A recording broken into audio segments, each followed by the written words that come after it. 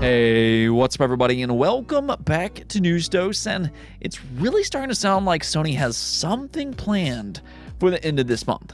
Maybe a new PlayStation State of Play, as reportedly they do have some new hardware coming sometime here soon, and that God of War Ragnarok 2022 release is starting to look more realistic than ever before. So we'll go over all of that later on today.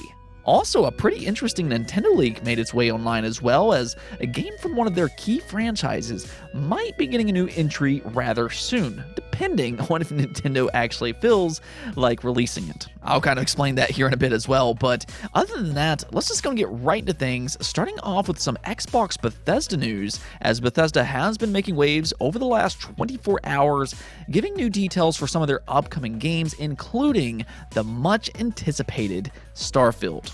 Now, there's been a couple of different reactions regarding Starfield since its gameplay was revealed a few days ago, especially with just the sheer size and direction of this game. I think Starfield is actually far bigger than what some people were kind of expecting, and because that you can travel to 1,000 plus planets, there's been some questions regarding procedurally generated content. Now, we discussed this yesterday, but Todd Howard himself actually came out and confirmed that Starfield has more handcrafted content than any Bethesda game ever made. He actually gave some more details than just that, though, so let's go and go over some of the things that he said. He did note that Starfield has a whopping 200,000 lines of dialogue, and just to kind of put that into perspective, Skyrim has 60,000 lines of dialogue, while Fallout 4 has 111,000. So you're looking at a significantly bigger game here in terms of character lines and story. About that though, the main quest line in Starfield is estimated to take between 30 to 40 hours to complete, which is a pretty good time there. There's supposedly 4 major cities, with New Atlantis being the biggest city in any Bethesda game ever made, and then they did state that it doesn't have seamless travel from space to planets, which means that you're not going to be able to land your spacecraft on the planet yourself. Now, some people might want that seamless travel, but once again, Starfield really is shaping up to be what you'd expect from a Bethesda game, and really just an absolutely massive Bethesda game at that. I know it's drawing some No Man's Skies comparisons right now, but based on all the things that we've seen and heard so far, I really don't think that that's a good comparison at all, outside of the vast amount of planets that you can explore. I actually think that a much better comparison here is much closer than what you might think, and that's really Fallout in space. Really just the way the mechanics work in this game and how the story unfolds with dialogue options, the first-person view, etc., etc. It's got a lot of similarities to Fallout than anything else that I've seen, which, that does make sense with it, of course, being a Bethesda game. Actually, talking about Fallout though, that was another big news drop that Todd Howard revealed. Of course, fans, they want to know what Bethesda's plans are for some of their beloved IP going forward, and well, Todd Howard, he actually confirmed their upcoming lineup of games. Starfield, as we know, is set for 2023, but then after that, The Elder Scrolls 6, that will be their next big release, though he did note that The Elder Scrolls 6 is in pre-production right now. So don't expect any kind of massive reveal for Elder Scrolls 6 anytime soon, but he did confirm after that, their next main focus will actually be on Fallout 5.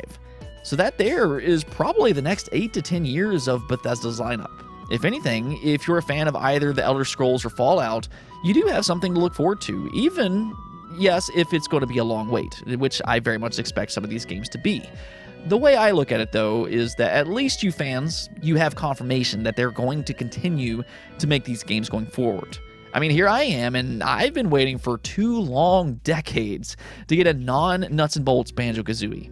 I mean, I would love confirmation of a Banjo-Kazooie 3, even if it was years away. So, like I said, at least you have confirmation for a Fallout 5. Moving on though, Teenage Mutant Ninja Turtles Shredder's Revenge is set to release tomorrow on June 16th, and unsurprisingly, well, it's a good game. Yeah, I know, just shocking, right? But reviews, they did start to roll out today, and it currently has an 87 overall score on OpenCritic, and then an 84 over on Metacritic. This puts it right in line with yet another really good beat-em-up style of game, being Streets of Rage 4, which has an 82 overall score on Metacritic. And that game is viewed as actually one of the best beat-em-up games to release in the last decade. So that's kind of what you're looking at here with Shredder's Revenge. It's being described as an incredibly fun beat-em-up game that's a love letter to the genre and a great revival that once again proves that these classic games are fun regardless of the era that they were made in. So, if you like this genre, even slightly, or if you grew up playing some of the older Teenage Mutant Ninja Turtle games as I did, then this really is starting to look like a must-play experience. Better yet, it's also a good cooperative experience with you being able to play with up to 6 players together.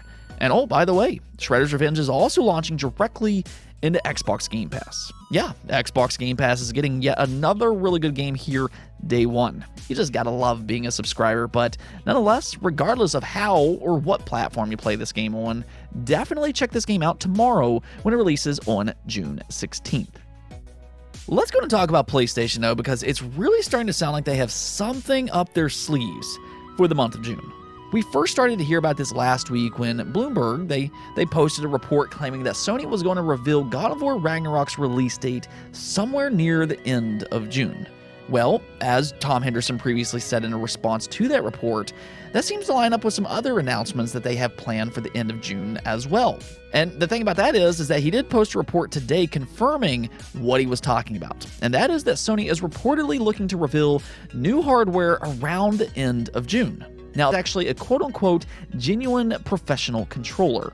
Supposedly, he was sent pictures confirming that this controller does indeed exist, and he's been told in casual conversation that it's a significant upgrade compared to the standard DualSense controller. As for some of its new features, it's claimed to include removable analog sticks, trigger stops, and rear buttons, which he describes as flappy paddles. So from what it sounds like here, this will kind of be Sony's attempt at a SCUF-like controller or the Xbox Elite controller as an example. And that means that we're probably looking at a very premium and pretty expensive controller for that matter, especially if it really is a significant upgrade as claimed here. I mean, the DualSense controller, that retails for around $70 to $75 US, and from what we've seen from Xbox and SCUF, their premium controllers, they can range anywhere from $150 to well beyond $200. So I'll be very interested to hear the price for Sony's rendition of a controller like this.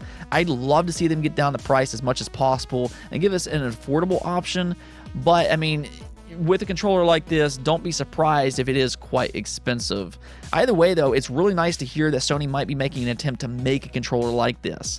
I mean, these controllers, they're very nice, especially if you like to play competitive games. The fact that you can customize these controllers to best fit the way you like to play, that goes a long way, and those back paddles specifically, those are huge when it comes to things like shooters. I was actually quite disappointed this generation. I've talked about this on the channel before, but I was disappointed when neither the Xbox or PlayStation included back buttons on their standard controllers this generation. I mean, Valve, they did it and their controller was like $50 or something like that. So I wanted Sony and Xbox to do it, but you know, so far this generation, it seems like they're kind of keeping that for their quote-unquote professional controllers.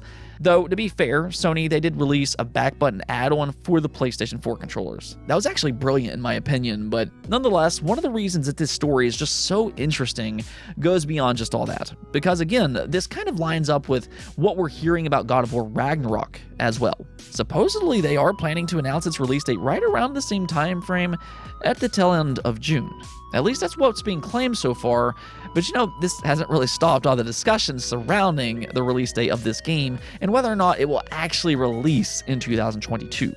Well, about that, Cory Barlog responded to a tweet claiming that it might be moved to 2023, and he just responded by saying, "Wait, what?" So it does seem like that he might be insinuating that Ragnarok will indeed release in 2022. And with him just being more forthcoming about this stuff all of a sudden, it does lead me to believe that maybe, just maybe, they really are about to announce its release date. So again, with all this PlayStation news coming together right at the end of the June, or at least that's what's being claimed here, is it possible that we could get some type of PlayStation State of Play? I mean, it doesn't have to necessarily be huge or anything like that, but they could have an event simply focusing on God of War Ragnarok, and then maybe just have a few other small announcements here as well, such as this quote-unquote professional controller. Of course, this is all just me speculating, but let me know what you all think about this in the comments below. Do you think Sony has anything planned for the rest of June? Now also, Nintendo was hit with a pretty big leak themselves as screenshots and information made its way online for a new Fire Emblem game. Now, per usual, I'm not going to include leaked images on my channel for very obvious reasons, but if you really are curious, they're out there. Even if Nintendo wanted to take those images down by this point, the internet, as we all know, the internet doesn't forget. So again, they're out there. Now, whether or not these images are legitimate, that's up for debate. We have seen leaked images in the past be faked, so you can't exactly rule that out. However, interestingly enough, Emily Rogers, an insider that has a pretty decent reputation for Nintendo leaks, went on record to give us new information of this supposed new Fire Emblem game. We can actually take a look over here where she posted this up on Family Boards. Here's what I can share about the new Fire Emblem game. Upcoming Fire Emblem is a new game, not a remake. Brand new story. Collaboration between Intelligent Systems, Koei Tecmo, and Gust, division of Koei Tecmo Holdings.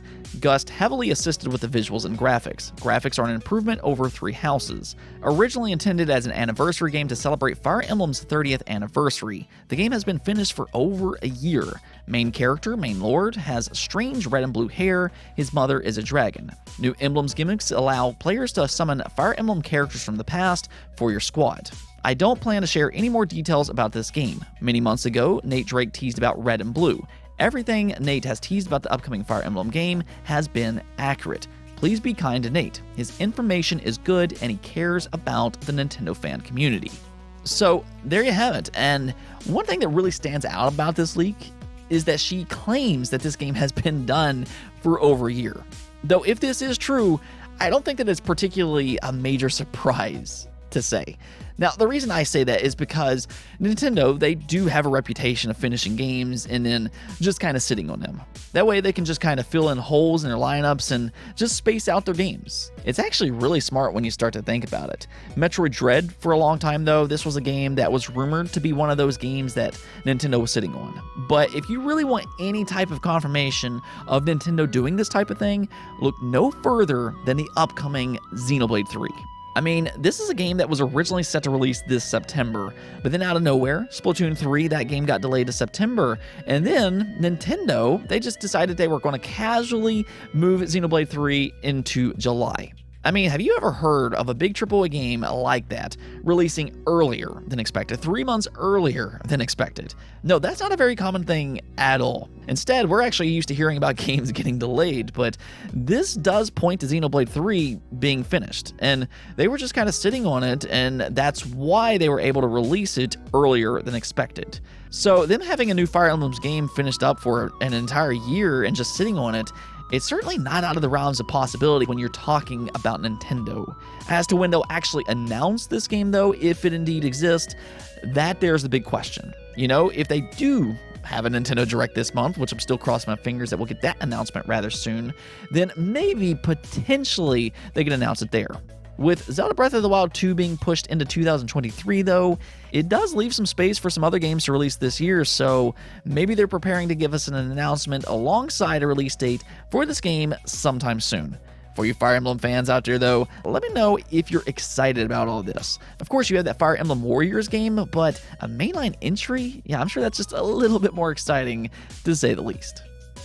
Let's go take a look at the poll of the day, though, where I asked you all on whether you prefer to play Resident Evil games in first person or in third person.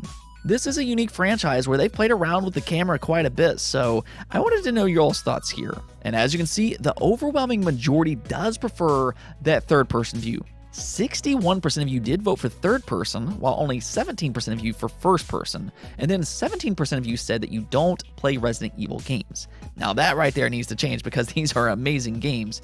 But for real, this kind of shows you why Capcom adding that third person option in Village is such a big deal. A lot of people, they really do prefer that third person view, myself included.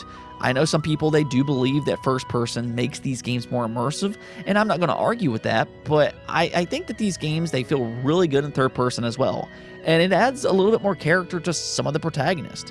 Now, with that said, I still think that 7 and 8 are absolutely amazing games, even in first person. So I really don't think that you can go wrong with either version that you play.